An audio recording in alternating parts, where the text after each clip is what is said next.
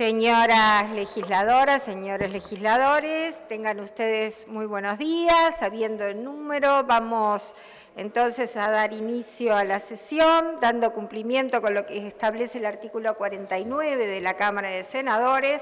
Vamos a dar cuenta de inasistencias anteriores convocatorias. En la sesión ordinaria del día 8 de agosto no se registraron inasistencias. Bien, vamos a dar cuenta de una solicitud de licencia llegada a la mesa. Señora Presidenta de la Cámara de Senadores, escribana Beatriz Argimón, de mi mayor consideración, a través de la presente solicito al Cuerpo que me conceda licencia al amparo del artículo 1 de la Ley 17.827 de 14 de septiembre de 2004, por motivos personales, el día 10 de agosto de 2023. En otro particular, se lo usted muy atentamente, senadora Silvia Nani. Corresponde votar la licencia solicitada. Por la afirmativa, sírvanse en expresar. 13 en 14. 3 en 14 afirmativo. Queda convocado el señor Uruguay Rusi, quien ya ha prestado la promesa de estilo. Dese cuenta de otra solicitud de licencia llegada a la mesa. Señora Presidenta de la Cámara de Senadores, escribana Beatriz Argimón, de mi mayor consideración, a través de la presente solicito al Cuerpo que me conceda licencia al amparo del artículo 1 de la Ley 17.827 por motivos personales por el día jueves 10 de agosto del presente año. En otro particular, se lo usted muy atentamente, senadora Minni Furi. Corresponde votar la licencia solicitada. Por la afirmativa, sírvanse en expresar. 13 en 15. 3 en 15 afirmativo. Queda convocado el señor Jorge Sarabia, quien ya ha prestado la promesa de estilo. Dese cuenta de solicitudes de reiteración de pedidos de informe llegadas a la mesa. El señor senador José Núñez solicita, de conformidad con lo dispuesto por el artículo 3 de la Ley 17.673 de 21 de julio de 2003, la reiteración de los siguientes pedidos de informes: con destino al Ministerio del Interior relacionado con la Dirección Nacional de Bomberos, con destino al Ministerio de Salud Pública relacionado con la Comisión Nacional Honoraria de Zoonosis y relacionado con el Convenio Marco de la Organización Mundial de la Salud para el Control del Tabaco. Corresponde votar lo solicitado. Por la afirmativa, sírvanse en expresar. 15 en 15. 15 en 15 afirmativo. El Senado ingresa ahora a la media hora previa. Tiene la palabra el señor Emilio Sequeira. Hace unos días se cumplieron 51 años del asesinato del coronel Artigas Álvarez. El 25 de julio de 1972, a primeras horas de la mañana, en el momento de retirarse de su domicilio en Punta Gorda rumbo a su trabajo, fue abordado por dos guerrilleros que lo acribillaron a balazos de uno y otro lado del auto que conducía antes de que el militar pudiera reaccionar. Se vivía en plena democracia, pero eran tiempos violentos. Tras varios años de agitación sindical y estudiantil, el Estado estaba siendo agredido por organizaciones revolucionarias que pretendían imponer en el país por la lucha armada un régimen igual al que rige hoy en Cuba. 3 meses antes, el Parlamento Democrático de la época, por amplia mayoría, había votado el estado de guerra interno y hacía 20 días que en su sustitución y también con aprobación parlamentaria estaba vigente la Ley de Seguridad del Estado, por la cual todos los organismos de seguridad estaban volcados en su defensa y a su vez eran el principal blanco de la guerrilla. El asesinato del coronel Artigas Álvarez había sido planificado durante más de 20 días con la mayor premeditación y alevosía, desde el perfecto conocimiento de su rutina y que carecía de custodia por preservar la integridad de sus subalternos, según sus propios dichos, hasta vestirse sus asesinos como liciales para mimetizarse con los que circulaban por la calle a esa hora, incluyendo el copamiento de una casa en Cerrito de la Victoria, donde se mantuvo secuestrado a un matrimonio con sus 2 hijos durante toda la noche para utilizar su camioneta al día siguiente para cumplir su siniestra acción. La muerte del coronel Artigas Álvarez, el ensañamiento puesto de manifiesto por sus matadores, conmovió al país entero, tal como venía sucediendo con una serie de asesinatos de militares, policías y ciudadanos comunes a manos de la guerrilla, que nunca contó con el apoyo de la población. Conmovió el llanto de su viuda y mucho más saber que su hija de 9 años, vestida con su túnica para ir a la escuela a esa hora, intentó desesperadamente socorrerlo. Desesperación que la acompaña hasta el día de hoy. También fue conmovedor, como lo destaca la prensa de la época, la espontánea entonación del himno nacional en varias oportunidades por parte de sus camaradas, dirigentes políticos, autoridades, vecinos y ciudadanos en general, que multitudinariamente acompañaron a su familia en el velatorio en su propio domicilio en la calle Otelo, así como en el cementerio del Buceo, donde fue sepultado y donde llamó la atención, además de las vestimentas civiles, policiales y militares, los blancos uniformes de las enfermeras de la Defensa Civil que dirigía el coronel Artigas Álvarez al momento de su muerte. El coronel Álvarez tenía 49 años y a su muerte, además de su viuda y su hija, también dejó a 2 hijos, muy jóvenes oficiales del ejército en ese entonces, que pese a estar, al igual que los demás jóvenes militares de su generación, directamente involucrados en el combate a la guerrilla, no actuaron en la misma cegados por el odio, aunque llamativamente los 2, sin haber estado vinculados con hechos de sangre, muertes, desapariciones, los 2 han sido procesados. Uno de ellos la cumplió y el otro está hoy en prisión por relatos actuales de exdetenidos por presuntos delitos incomprobables y prescriptos de hace 50 años o extintos si la ley de caducidad aprobada por mayoría parlamentaria y 2 veces ratificada por consulta popular estuviera vigente. Mientras tanto, muy distinta ha sido la actitud de uno de los asesinos amnistiados, del coronel Álvarez, que públicamente hace unos años, además de aceptar su autoría en el homicidio, expresó que no se arrepentía del mismo. Más allá de todo, llegue un recuerdo por la muerte del coronel Artigas Álvarez, haciendo votos para que su sacrificio no haya sido en vano, en el entendido de que, basado en un relato completo de los hechos del pasado reciente, la amnistía otorgada y la caducidad votada, se logre poner un verdadero punto final a estos hechos, como se ha hecho en todos los conflictos internos de nuestra historia. Solicito que mis palabras sean remitidas a Presidencia de la República, al Instituto Nacional de Derechos Humanos, a la Fiscalía General de la Nación, al Ministerio de Educación y Cultura, al Ministerio de Defensa Nacional, al Comando General del Ejército y a la viuda e hijos del coronel Artigas Álvarez. Procedemos a votar lo solicitado. Por la afirmativa, sírvanse en expresar. 15 en 20. 15 en 20 afirmativo. Siguiendo con la lista de oradores, tiene la palabra el senador Aníbal Pereira. Gracias, señora presidenta. Uruguay tendrá un hotel 5 estrellas con casino en la costa oceánica de Rocha.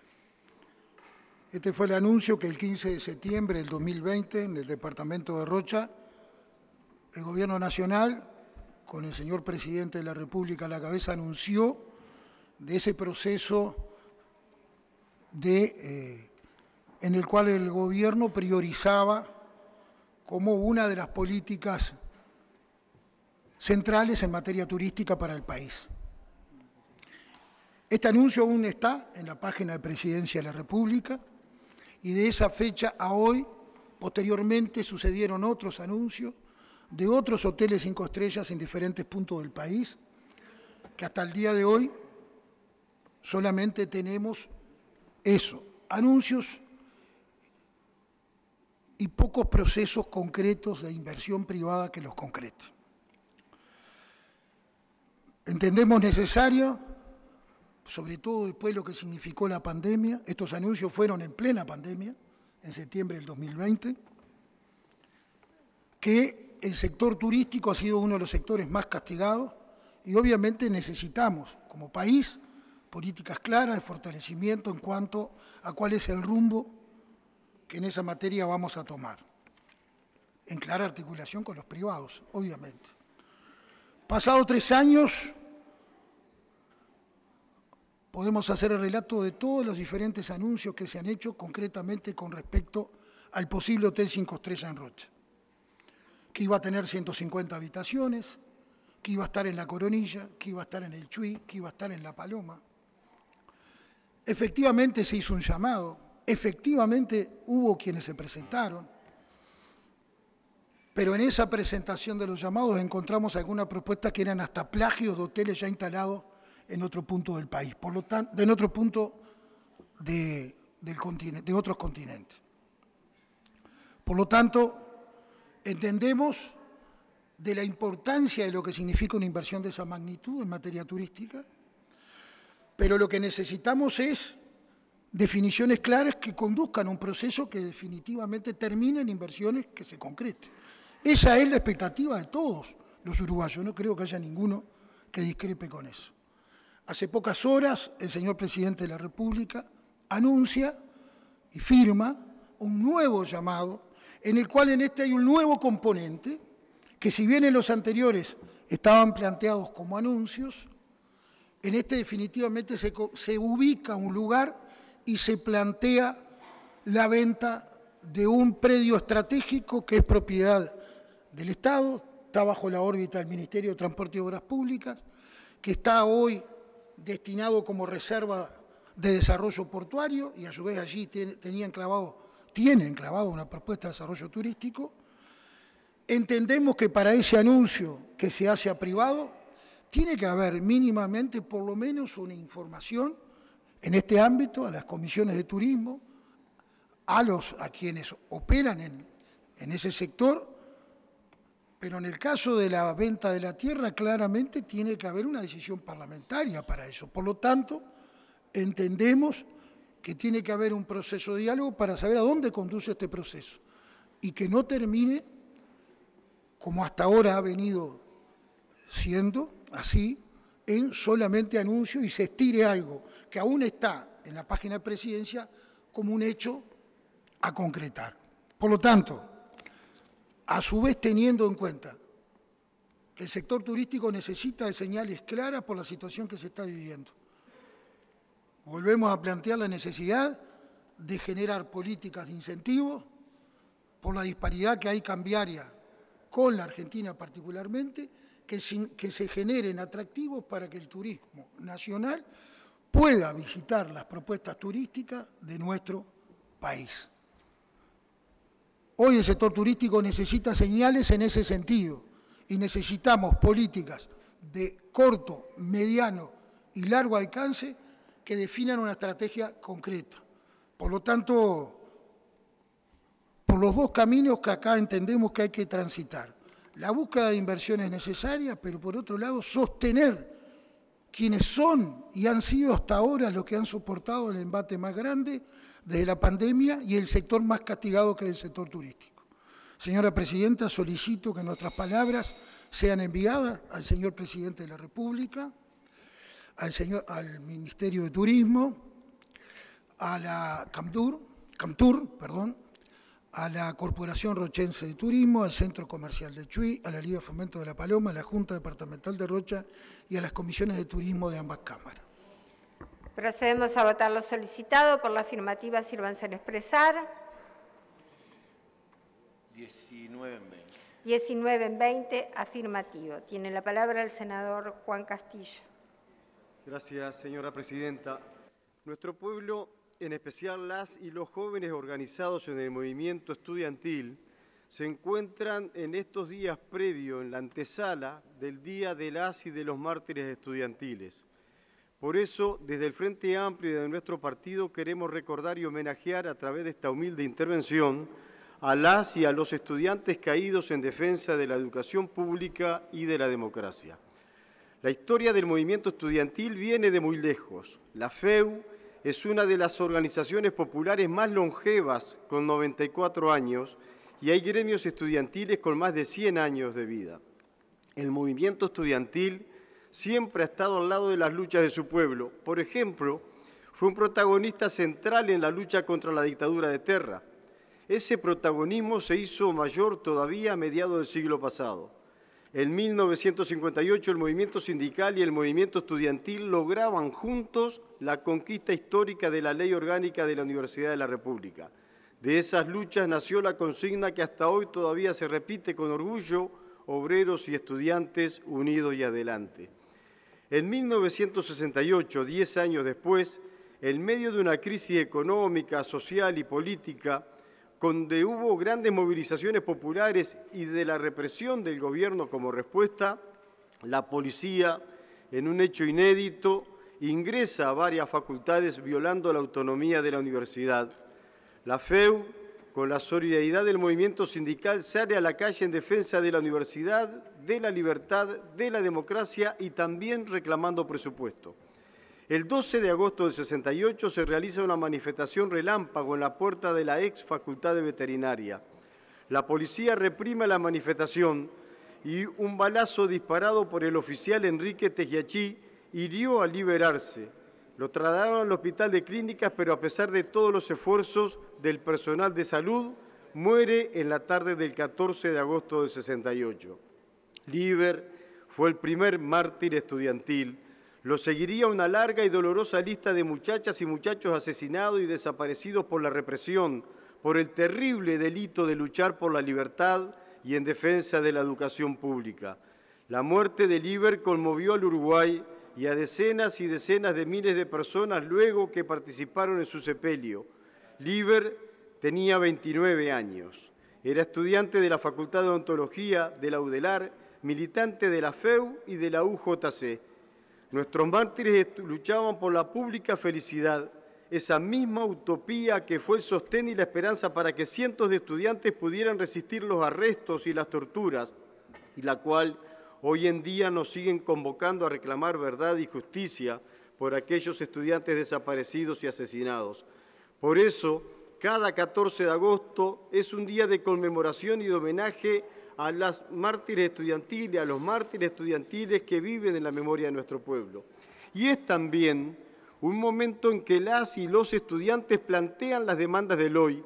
Es así que se vuelve una de las fechas centrales para escuchar y aprender de las reivindicaciones del movimiento estudiantil, que, por ejemplo, ante una nueva rendición de cuentas, sigue reclamando asignaciones presupuestales ante carencias que son impostergables de atender si queremos frenar el deterioro de las condiciones de estudio y trabajo que se vienen dando a puntas de recorte en la ANEP y en la UDELAR. También reclaman que se los escuche y se los tome en cuenta para construir una educación pública para todas y todos. Para una mejor sociedad del mañana tenemos que escuchar y atender los reclamos estudiantiles del hoy. La respuesta a sus planteos no puede ser ni el ninguneo ni la represión. Es nuestra tarea profundizar los espacios de diálogo y ejercicios democráticos con los movimientos sociales y llevar adelante acciones para mantener viva la memoria de nuestros mártires. Este es un año muy especial para todas y para todos, también para el movimiento estudiantil. Se cumplen 50 años de la heroica huelga general que enfrentó el golpe de Estado, en el que las y los estudiantes estuvieron en primera línea en defensa de la democracia, compromiso que le costó la vida a Ramón Peré y a Walter Medina. Y también se cumplen 40 años de la Semana del Estudiante y la marcha al Estadio Francine, que formó parte de la ofensiva de masas que terminó derrotando a la dictadura. Por el pasado, el presente y el futuro, es muy importante salir a las calles a decir que no los olvidamos y acompañar al movimiento estudiantil que hará diversas actividades en todo el país, pero que marchará al Montevideo desde la explanada de Ludelar hasta la Plaza 1 de Mayo el próximo 14 de agosto. Por Liber, por Hugo, por Susana, Eber, Julio, Ibero, Santiago, Joaquín, Ramón, Walter, Nivia, las muchachas de Abril, que vivan los estudiantes. Señora Presidenta, solicito que mis palabras sean enviadas a la FEU, al PICNT, a la UJC y al Frente Amplio. Gracias. Procedemos a votar lo solicitado. Por la afirmativa, sírvanse en expresar. 17 en 20. 17 en 20 afirmativos. Senadora Graciela Bianchi. Gracias, señora Presidenta. Tratando de cumplir con el reglamento en cuanto al contenido de esta hora previa, como ya tuvimos un antecedente, no voy a nombrar al legislador para evitar nombres, que no se puede hacer tampoco. Voy a volver sobre un tema que se trató en estos 5 minutos, que obviamente daría para mucho más, pero es sobre el tema de la inseguridad alimentaria de los hogares. Se invocó un informe de la UDELAR y a mí me llamó la atención porque yo había estado presente en la actividad que se realizó con el Instituto Nacional de Estadísticas, la Presidencia, primero la Presidencia, el Instituto Nacional de Estadísticas, el Ministerio de Salud Pública, el Ministerio de Desarrollo Social y el Instituto Nacional de Alimentación, donde se nos presentó un primer informe nacional de prevalencia de inseguridad alimentaria en hogares. Y se entiende por inseguridad alimentaria cuando una persona carece de acceso regular a suficientes alimentos inocuos y nutritivos para llevar una vida activa y saludable. Es multicausal y por lo tanto son necesarias diversas herramientas para estimar su prevalencia a nivel poblacional, incluyendo medidas de disponibilidad de alimentos, indicadores económicos, mediciones del estado nutricional y de salud, entre otros. Ninguna herramienta por sí sola puede medir la seguridad alimentaria y nutricional en su totalidad. La presentación que se hizo teniendo la metodología del INE y además el apoyo de la FAO, por primera vez en forma integral, marcó un hito en esta temática, ya que es la primera vez que el Uruguay dispone de información oficial y de alcance nacional al respecto. Los resultados que se presentaron surgen de incorporar en las encuestas continuas de hogares un módulo de seguridad alimentaria que incluya la escala de experiencias de inseguridad alimentaria, FIES, por su sigla en inglés. Dicha escala aborda la capacidad de las personas de acceder a los alimentos y permite identificar diferentes grados de severidad de la inseguridad alimentaria.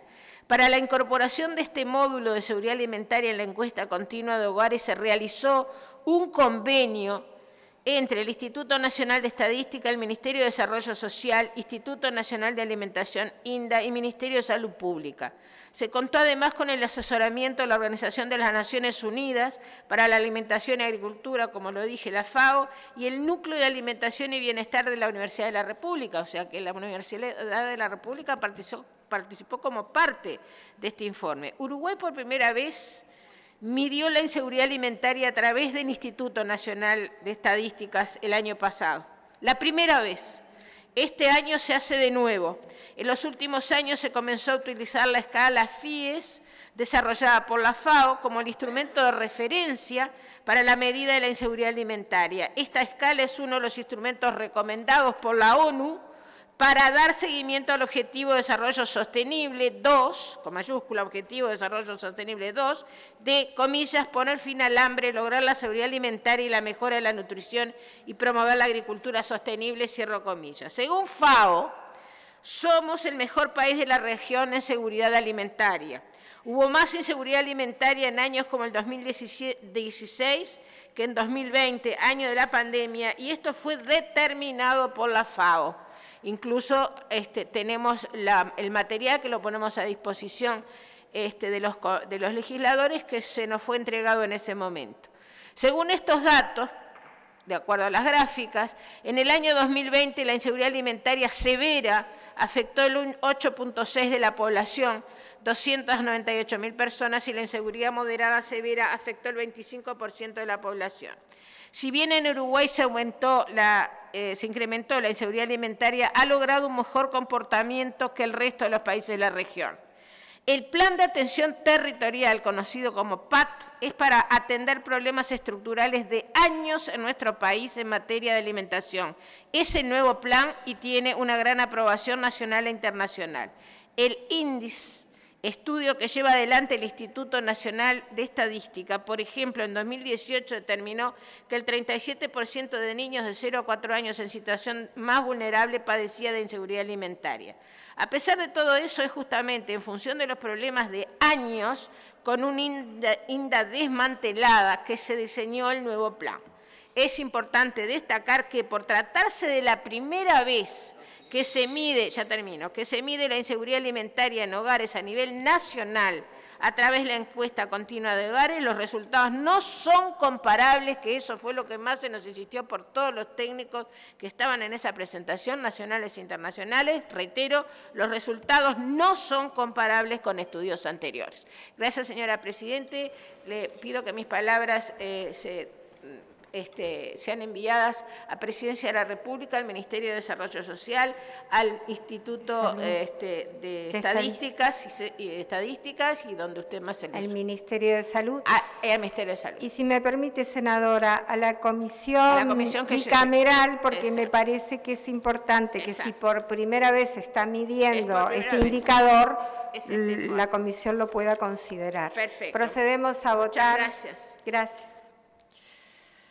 20 en 21. 20 en 21 afirmativos. Senador José Núñez. Gracias, presidenta. El pasado sábado 5 de agosto, con la presencia de más de 100 personas, en el complejo Sacude del barrio Casaballe de Montevideo, se llevó a cabo la Jornada por la Vida y la Convivencia, organizada por el colectivo interbarrial La Vida Vale. Este colectivo está integrado por vecinas y vecinos de distintos barrios de Montevideo, por algunas instituciones, y busca reflexionar y compartir un trabajo conjunto a los efectos de promover la presentación organizada de los distintos reclamos de los vecinos de los barrios y de realizar acciones que permitan visibilizar la realidad que se vive cotidianamente en muchos de estos barrios en materia de seguridad ciudadana y de convivencia.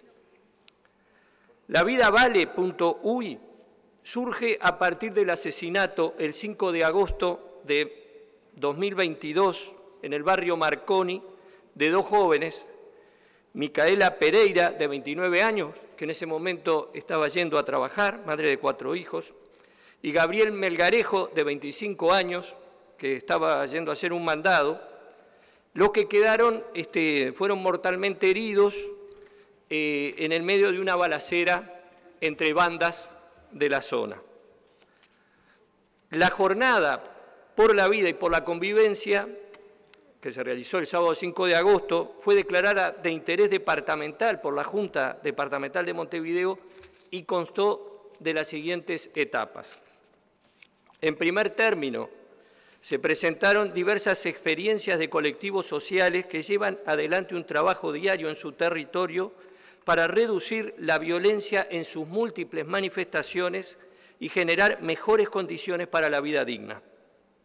En segundo término, luego de un almuerzo compartido entre los asistentes, se presentaron 3 expresiones artísticas, poesía, canciones, música, creación de las vecinas y los vecinos de los barrios sobre la realidad que atraviesan justamente esos barrios. En tercer y último término, se escucharon las exposiciones de la doctora en Criminología Clara Musto, del prorector de extensión de la Universidad de la República, Rafael Paternain, y del exdirector de la Unidad de Internación para Personas Privadas de Libertad número 6, el señor Luis Parodi. La mesa, las exposiciones de estos 3 especialistas en los temas de seguridad y de convivencia, destacaron 3 elementos para comprender y planificar las políticas públicas de seguridad ciudadana. El primero, las cárceles tienen cada vez más que ver con la seguridad y juegan un rol en la organización delictiva, por lo que es necesario que se conviertan en instituciones que eduquen y preparen para la convivencia. Segundo, la violencia física está íntimamente vinculada con los varones, siendo quienes más la ejercen y quienes más la sufren, por lo que no se puede desligar este hecho, el de la violencia, del conjunto de atributos, valores, comportamientos y conductas que son característicos del hombre según la cultura hegemónica tradicional en nuestra sociedad. Y el tercer aspecto, que muchas veces la presencia de la policía en los barrios es violenta y se centra en los jóvenes que ocupan los lugares públicos, los lugares de convivencia. Tras la ponencia de estos expertos, se realizó un intercambio libre donde a partir de las intervenciones de las y los presentes se reafirmó una realidad que conocemos. Lamentablemente, los barrios de la periferia de Montevideo están atravesando una situación de violencia delictiva que afecta a la vida cotidiana de vecinos y vecinas, limitando el uso del espacio público, la circulación social y poniendo en riesgo sus vidas. Esta situación se agrega a la violencia que suponen las múltiples necesidades básicas insatisfechas, como el déficit habitacional, las dificultades para acceder a la salud y a la educación, el desempleo y las situaciones de violencia doméstica también recurrentes. Me parece importante destacar a las organizaciones comunitarias que expusieron sus experiencias en la primera parte del evento. El colectivo, ya termino, Presidenta, el colectivo La Pitanga del kilómetro 16, cuya actividad se centra en la violencia doméstica, la Organización de Usuarios de la Salud del Oeste de Montevideo, el Centro Cultural Estrellita de Mar, el Complejo Salude, Salud, Cultura y Deporte de Casaballe y el colectivo La Vida Vale que ya refería. Hay un denominador común en estos colectivos, que es rescatar el papel de los vecinos organizados, no dejarse vencer por la realidad crítica que atraviesan y apostar a la comprensión, la solidaridad, la acción mancomunada. Y hay una demanda también de una mayor presencia del Estado en los territorios y de que la voz de la comunidad organizada sea parte también de la acción para atender los problemas de la seguridad y la convivencia. Así que se envían sus palabras, senador. Ahí está. Termino entonces, señora presidenta, recordando la frase que decoraba el estrado, que decía: queremos más ruido de niños y niñas jugando y menos de balas. Las vecinas, los vecinos están haciendo su parte con este fin. Solicito que las palabras sean remitidas al Ministerio del Interior, al Ministerio de Desarrollo Social, a la Universidad de la República, a las organizaciones La Vida Vale, Complejo Sacude, Colectivo La Pitanga, Usuarios de Salud del Oeste y Centro Cultural Estrellitas de Mar, al Frente Amplio y al Partido Socialista. Procedemos a votar lo solicitado. Por la afirmativa, sírvanse en expresar. 22 en 22. 22 en 22 afirmativo. Muy bien.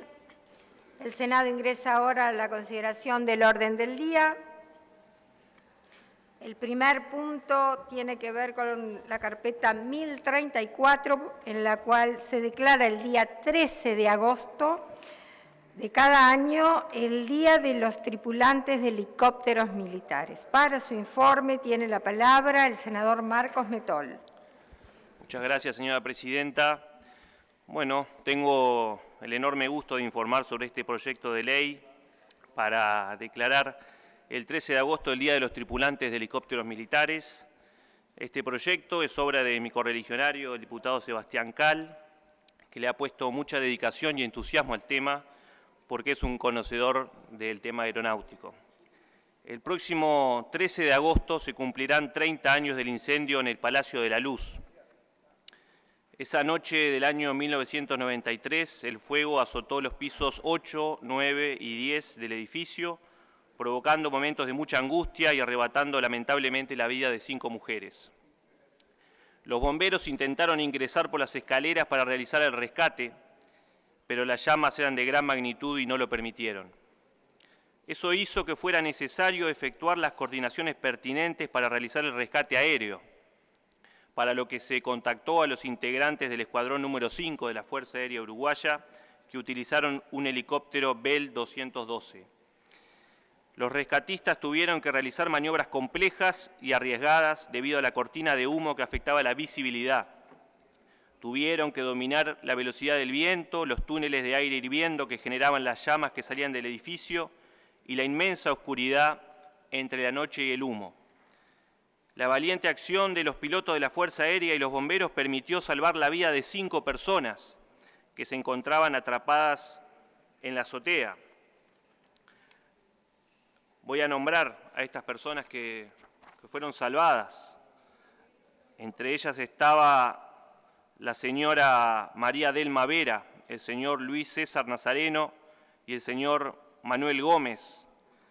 Estaban en el último refugio al que accedieron esas personas que esperaron con mucho pavor, pero también con mucha esperanza de ser salvadas. Permítanme nombrar también a los héroes que hicieron posible este rescate sin precedentes: el capitán Jorge Jackson, el capitán Uber Toñi, el teniente Bernardo Recoba, el cabo Luis Curcho, el cabo José Villarrueta, el subcomisario Walter Alzugaray y el bombero de primera Carlos Caravaca. Señora Presidenta, este proyecto de ley consta de 2 artículos. El primero, que declara el 13 de agosto de cada año Día de los Tripulantes de Helicópteros Militares, y el segundo, que establece feriado no laborable para los trabajadores que desempeñan esa actividad. De modo que con este proyecto de ley, con esta declaración, no solamente se recuerdan aquellos hechos, se recuerdan aquellas maniobras heroicas, valientes, arriesgadas, que salvaron la vida de estas 5 personas, el profesionalismo de estos tripulantes, sino también es una forma de homenajear a todos los tripulantes de helicópteros militares que desempeñan su actividad todos los días del año. Antes de terminar, señora Presidenta, solicito su autorización para transmitir un fragmento de 5 minutos de un video realizado por la Fuerza Aérea en conmemoración de aquellos episodios. Por supuesto, adelante.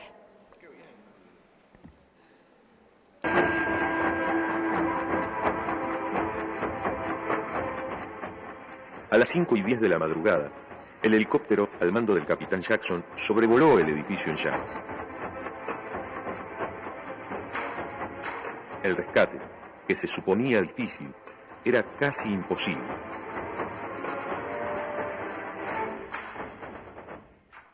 Y las horas previas fueron normales, un día cualquiera de trabajo, y hasta que llegó ese momento, ¿no?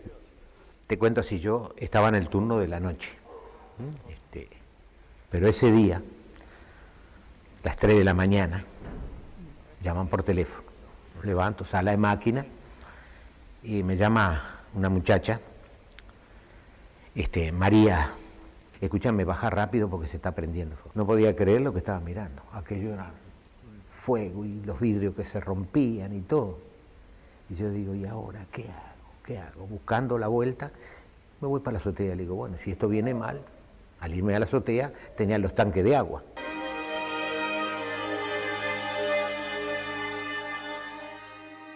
Estaba de servicio de mecánico de línea en el escuadrón aéreo número 5, junto con el mecánico de vuelo, que era el técnico de primera, Luis Curcho.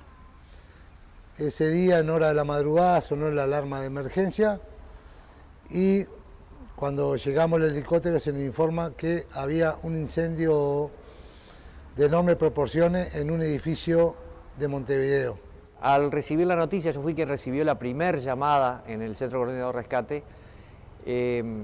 Bueno, fue incredulidad porque algo me comentaron, después derivé la llamada al oficial de servicio del Centro Coordinador de Rescate y empecé, la primera reacción fue automática, tratar de recabar algún dato y tratar de ver qué posibles necesidades de equipamiento íbamos a tener en el cumplimiento de esa misión. Pusimos la grúa, aprontamos el helicóptero, vinieron los pilotos, se procedió a salir. Ahí me ofrecí voluntario para ir como auxiliar del operador de grúa, que era el artillero primera Luis Curcho. Al arribar a la zona de incendio, ya de lejos se veía mucho fuego, humo y explosiones y vidrios que caían del edificio. Vimos que era una tarea bastante complicada. La operación iba a ser con muy poca visibilidad y con grandes riesgos, pero para eso estamos entrenados. La zona era muy confusa porque era mucho humo y se dificultaba mucho la visibilidad de la azotea. Y tenía muchas antenas también, lo cual era muy riesgoso para la tripulación y para el helicóptero.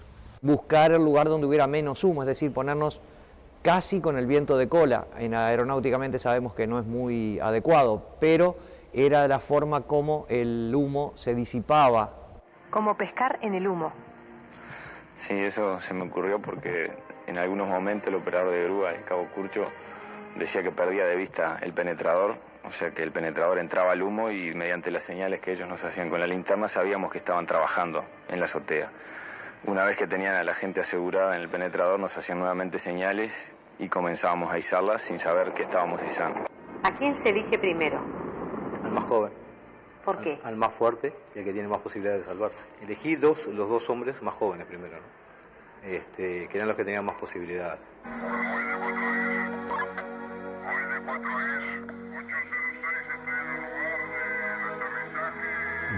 Salimos de ese panorama. Bueno, y ahí llegamos abajo y ya era otro panorama al llegar abajo. Mi casa era un jolgorio aquello, todo el mundo en la calle esperando que yo llegara. Y cuando yo llegué, bueno, se desbordó todo. Que era familia, amigos, vecinos, una alegría tremenda. Eso me apretó como me aprieta ahora. Nunca pensé que fuera a salir de...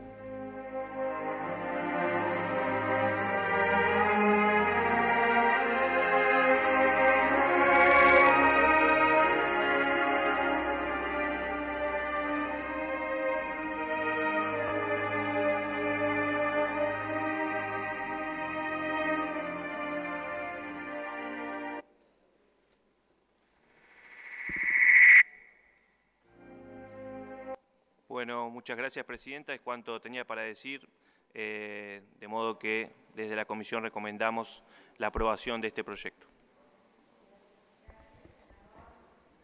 Resulta muy conmovedor recordar esas imágenes y los protagonistas de ese momento. Así que realmente me pareció muy bueno su aporte. Siempre las imágenes pueden mucho más que las palabras.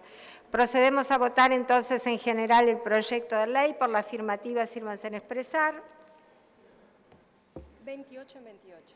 28 en 28 afirmativo. Vamos a proceder a la lectura del primer artículo. Declárase el 13 de agosto de cada año Día de los Tripulantes de Helicópteros Militares. Vamos a votar por la afirmativa, sírvanse en expresar. 27 en 28. 27 en 28 afirmativo. Artículo segundo. Ese día será considerado feriado no laborable para los trabajadores que desempeñan esa actividad, quienes tendrán derecho a percibir la remuneración habitual. Procedemos a votar. Por la afirmativa, sírvanse en expresar. 28 en 28. 28 en 28 afirmativo. Queda aprobado y se comunica al Poder Ejecutivo en la fecha y, por supuesto, al diputado Cal, que ha sido el que ha insistido permanentemente en la necesidad de este día que compartimos todos. Bien, vamos a proceder ahora a la consideración de la carpeta 948, que figura en el segundo punto del orden del día. Discusión única de un proyecto de minuta de comunicación por el que se solicita al Poder Ejecutivo que la Agencia Nacional de Vivienda y el Banco Hipotecario del Uruguay cesen los remates e intimación de regularización de adeudos en unidades reajustables hasta tanto se dé una solución definitiva que, como sabemos, está en debate y en consideración aquí en el Parlamento. Para su consideración informe tiene la palabra el senador Cardoso. Muchas gracias, señora Presidente. El presente proyecto de minuta de comunicación con exposición de motivos presentada por el señor senador Coutinho ya cuenta con la aprobación por unanimidad de la Comisión de Vivienda y Ordenamiento Territorial del Senado. Refiere, como usted bien decía, a los remates e intimación de adeudos de la Agencia Nacional de Vivienda y del Banco Hipotecario del Uruguay. El mismo refiere a que se le solicite al Poder Ejecutivo que la Agencia Nacional de Vivienda y el Banco Hipotecario del Uruguay cese los remates e intimaciones de regularización de adeudos hasta tanto se dé una solución definitiva sobre el que está trabajando tanto el Poder Legislativo como el Poder Ejecutivo en conjunto. Habiendo sido votado por unanimidad de la Comisión de Vivienda y Ordenamiento Territorial por lo expuesto, se recomienda su aprobación en el plenario de esta Cámara. Muchas gracias. Senador Botana, para referirse al tema. Muchas gracias, señora Presidente. Estamos frente a un proyecto de estricta justicia compartido por la unanimidad de los señores senadores en la Comisión de Vivienda y compartido por la unanimidad de los señores senadores seguramente en el plenario de la Cámara. el senador Coutinho ha trabajado en esta iniciativa que nos convoca a todos y que en definitiva lo que hace es poner en su justo término los esfuerzos que se han hecho para dar solución al tema de los deudores del Banco Hipotecario y de la Agencia Nacional de Vivienda. Sería de verdad cruel que a pocos días de dar solución definitiva a esta cuestión que ha mantenido como rehenes a tantas y tantas familias del Uruguay que mensualmente han pagado sus obligaciones y a aquellos que por alguna circunstancia no las han podido pagar, pero algunas por circunstancias ajenas a su voluntad. En este caso, aquellas personas cuyo pago de colgamentos implicaría una refinanciación que superara los 75 años, tendrían que ir a un nivel de cuotas que es inaccesible para cualquier familia del Uruguay, por lo cual sería absolutamente injusto que esta gente sufriera la pérdida de su casa cuando estamos seguramente en el mes o en el mes anterior a la solución definitiva de esos casos. Con lo cual, esta suspensión es una suspensión que corresponde. Acá no estamos violentando ni las reglas de juego, ni estamos yendo contra esa religión bancaria de evitar la suspensión de los remates por ley. Acá es el acreedor principal, que es el Estado, pidiendo para no ejecutar a deudores que el Estado quiere salvar. Se trata del Banco del Estado que cumple la función hipotecaria y se trata de deudores de un fideicomiso perteneciente al Ministerio de Economía y Finanzas y que administra la Agencia Nacional de Vivienda. Por lo tanto, es el Poder Ejecutivo y un ente del Estado. Esos son los acreedores, son los dueños de las deudas y son los que le van a pedir a la justicia de que no continúe con estos injustos procesos. Por lo cual adhiero totalmente a la minuta de comunicación, a la iniciativa. Me parece imprescindible para poder tratar el tema, además, con la tranquilidad debida.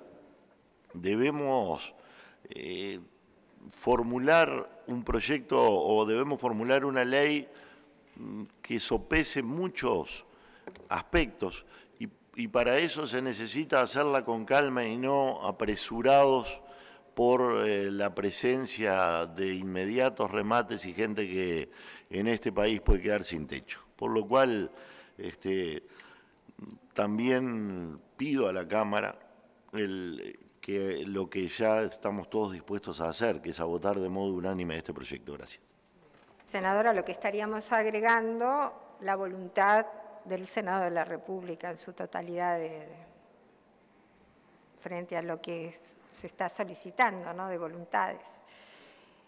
Senador Domenech.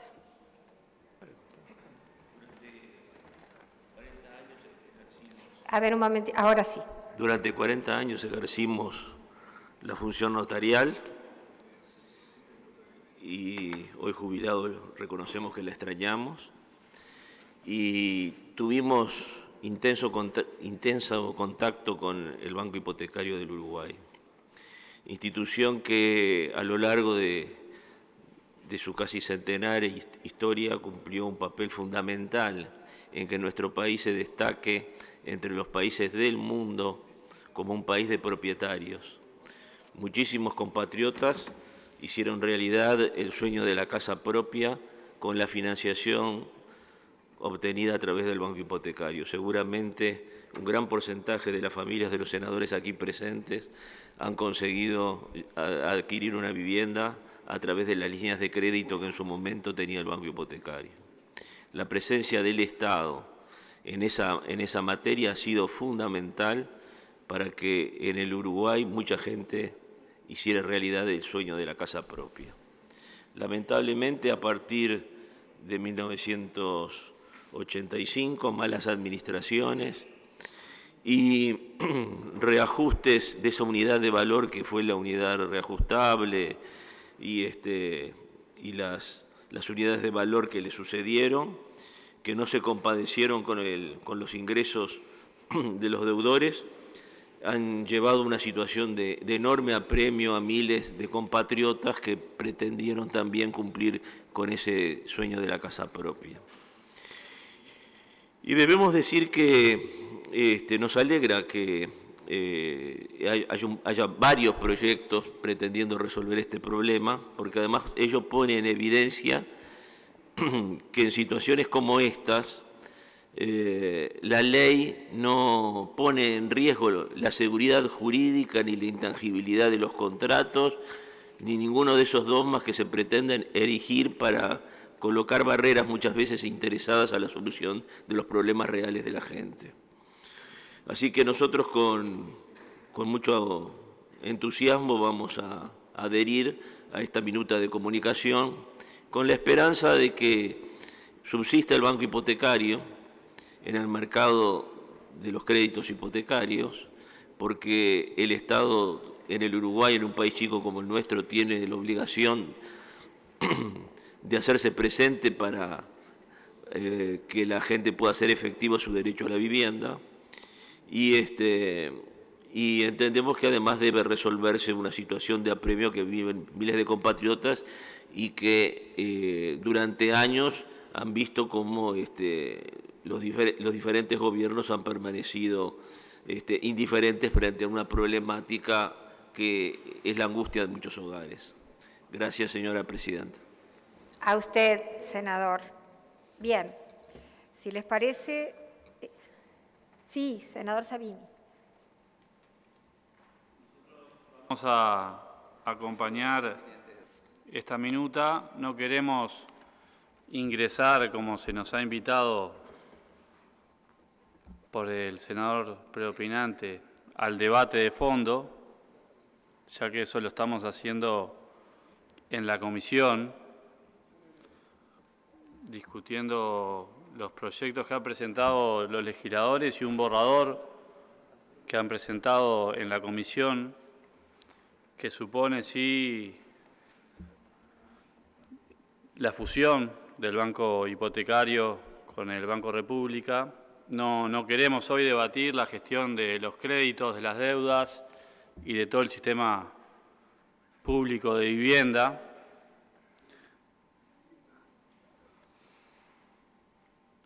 Pero sí, permítame decirle, presidenta, que no comparto algunas de las expresiones que aquí se han dicho.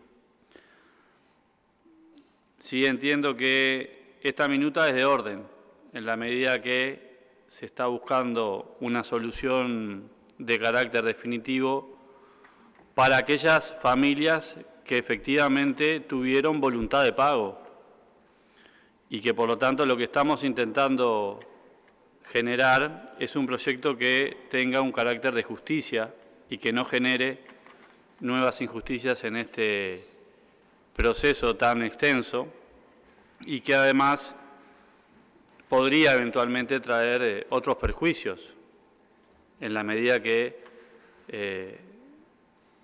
si existieran personas que eventualmente se pudieran ver perjudicadas o se sintieran perjudicadas por las decisiones que pueda tomar el Parlamento. Por eso creo que es de orden esta minuta y que en definitiva es un mensaje a las autoridades de cómo actuar en este tiempo para que justamente no se ejecuten remates en la medida que posteriormente la ley que estamos trabajando pueda incluir algunas de esas situaciones.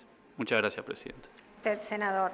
Vamos a proceder entonces a la lectura de la minuta.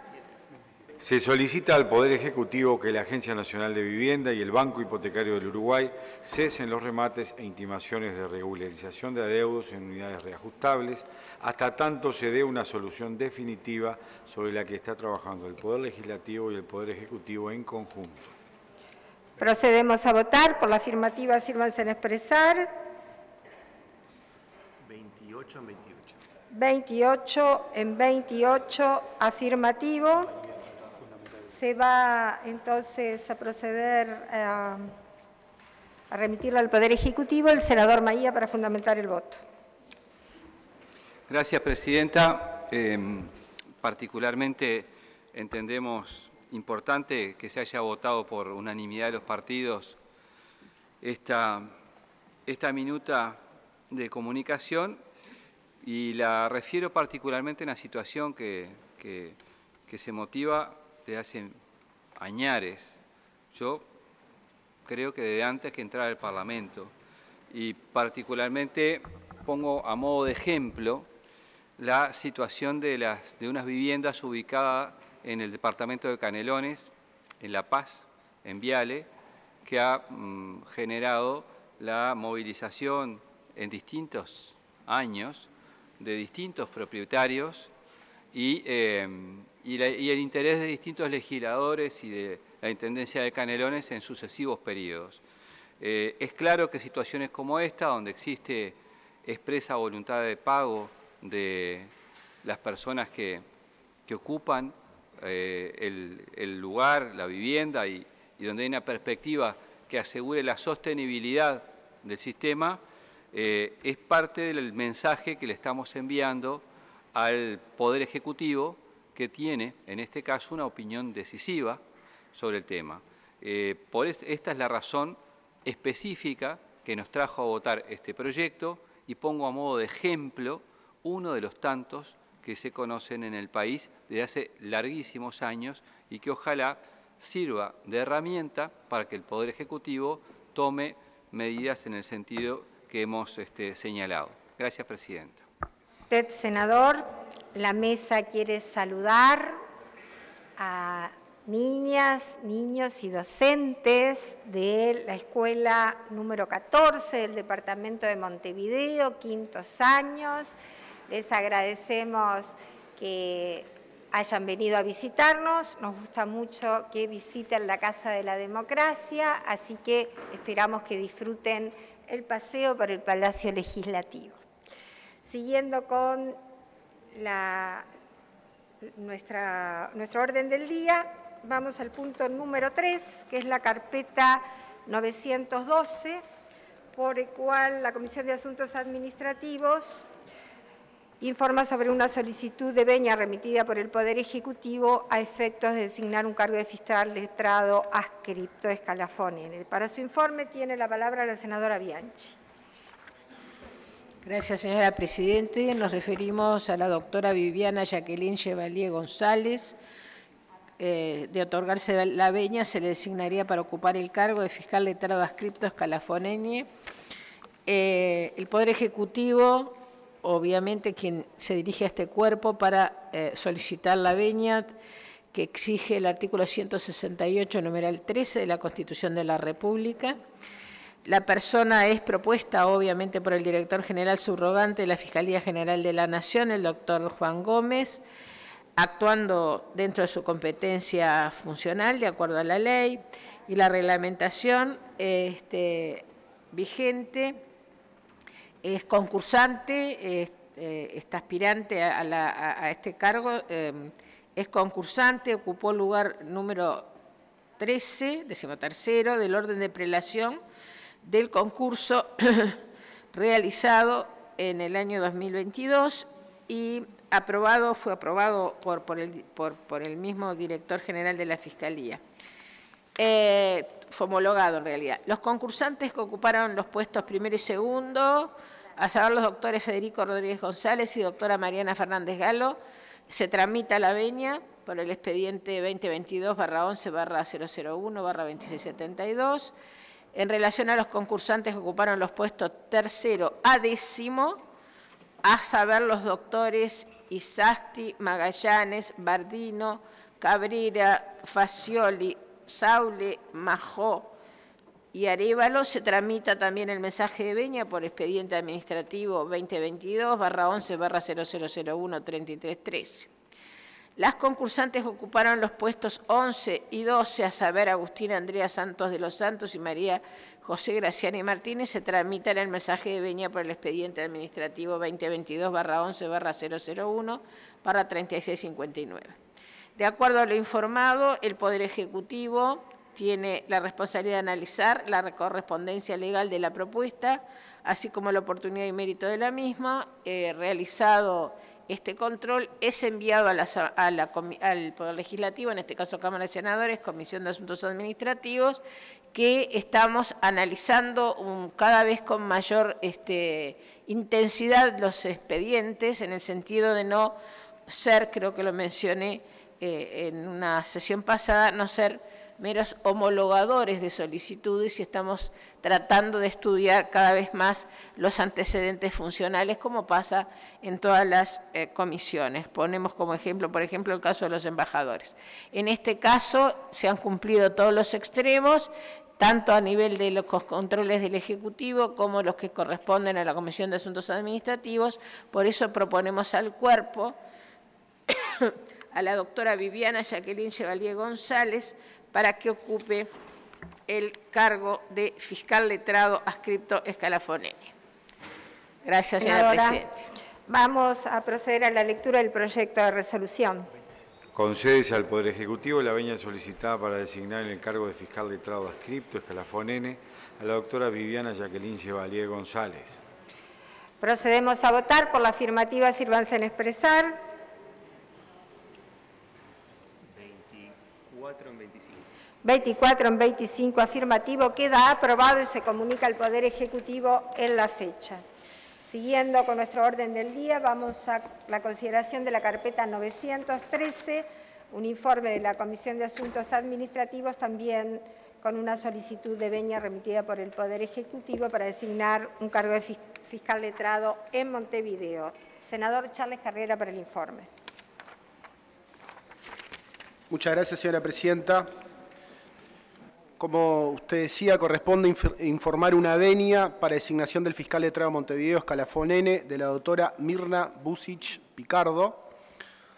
Por resolución 560 del 10 de noviembre del 20, se convoca concurso de oposición y méritos para elaborar un orden de prelación para aprobar cargos de fiscales departamentales y cubrir las nuevas vacantes que se generen en igual categoría en el plazo de vigencia del orden de prelación.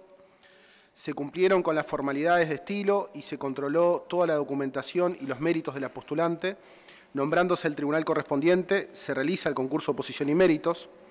Por resolución 149 del año 21, el 10 de marzo del 21, el señor director general subrogante de la Fiscalía General de la Nación resuelve aprobar lo actuado por el tribunal que había sido designado a esos efectos y homologar una lista de prelación para los cargos de vacante fiscal letrado Montevideo Scalafonene, conformada por la selección de 11 participantes.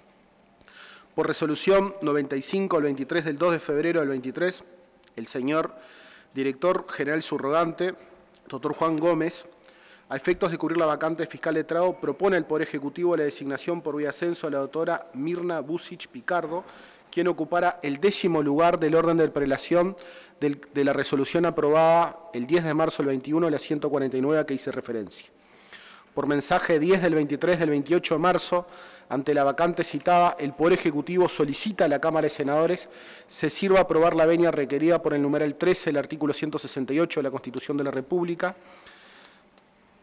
designándose a propuesta de la Fiscalía, actuando dentro de la competencia funcional que por orden administrativo la ley designa a la doctora Mirna Busic Picardo para ocupar el cargo fiscal letrado Montevideo Scalafonene. En ese sentido, el presente cuerpo, dado que el actuado se ajusta cabalmente a la normativa vigente y al marco jurídico imperante y en mérito a que la ciudadana propuesta reúne las aptitudes suficientes y necesarias a efecto de cumplir con los objetivos y cometidos funcionales inherentes al cargo, se manifiesta que la propuesta se ajusta cabalmente a la Constitución de la República, al marco legal para la provisión de los cargos. ¿Cuánto tengo que informar, señora Presidenta? Senador, vamos a proceder a la lectura del proyecto de resolución. Concédese al Poder Ejecutivo la venia solicitada para designar en el cargo de fiscal letrado de Montevideo Scalafonene a la doctora Mirna Busic Picardo. Procedemos a votar. Por la afirmativa, sírvanse en expresar. 26 en 26. 26 en 26, afirmativo, queda aprobado y se comunica al Poder Ejecutivo en el día de la fecha. Siguiendo con nuestro orden del día, vamos a proceder ahora a la consideración de la carpeta 931, informe de la Comisión de Asuntos Administrativos con una solicitud de venia remitida por el Ejecutivo para designar un cargo de fiscal letrado adscripto, escalafón N. Para el informe tiene la palabra el senador Gandini. Gracias, Presidenta.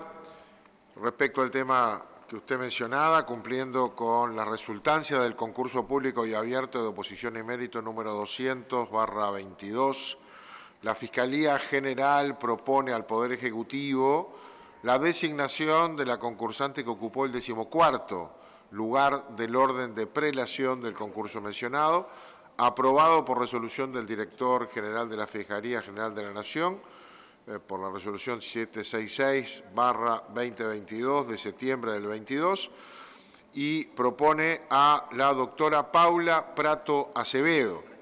Con respecto a los concursantes que ocuparon los lugares del 1 al 13 del orden de prelación del concurso mencionado, fueron otorgadas por trámites de venia por los expedientes 2022 del 11-0001-2672, 3313, 3659-0194, leí aquí la terminación de los expedientes.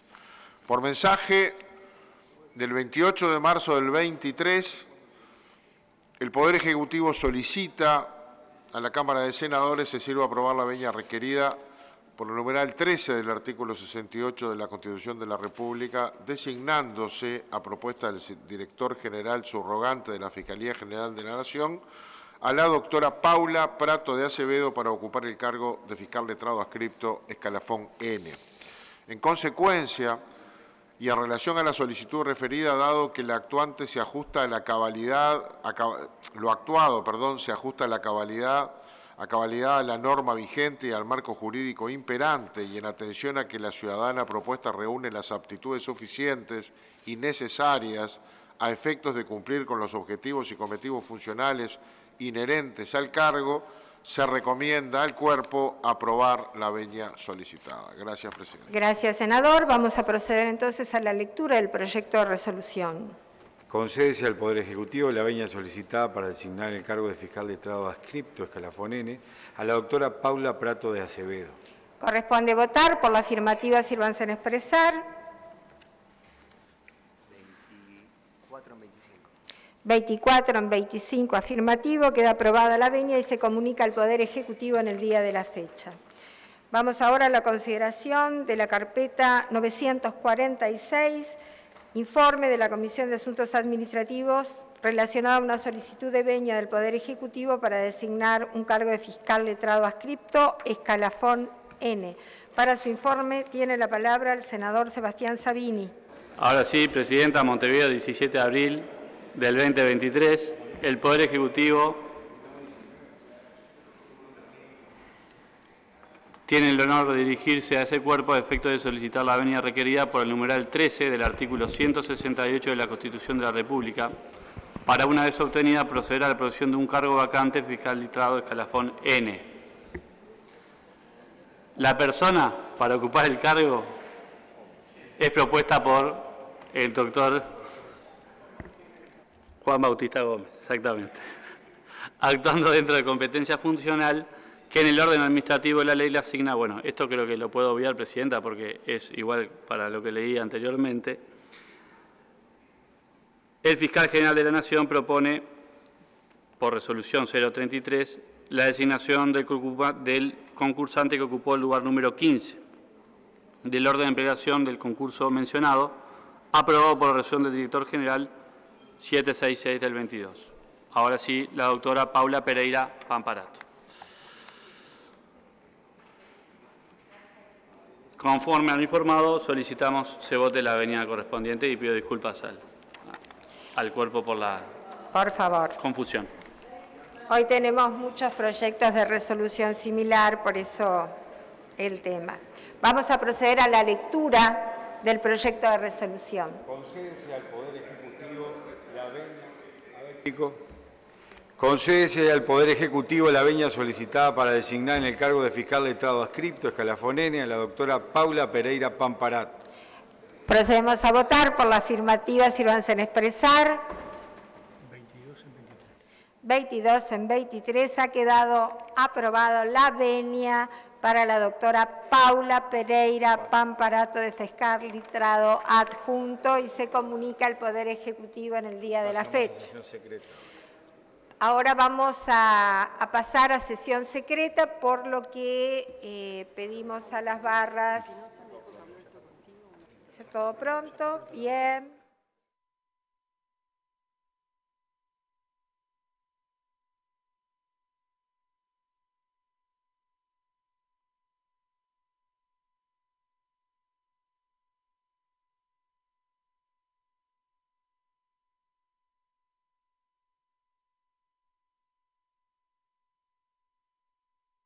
Sesión secreta y dar informe de lo que se ha aprobado. La Cámara de Senadores ha concedido las venias solicitadas por el Poder Ejecutivo a fin de destituir de sus cargos a 2 funcionarios del Ministerio de Educación y Cultura y a 4 funcionarios del Instituto Nacional de Rehabilitación. Bien, no habiendo más asuntos en consideración de nuestro orden del día, queda levantada la sesión siendo las 11:21.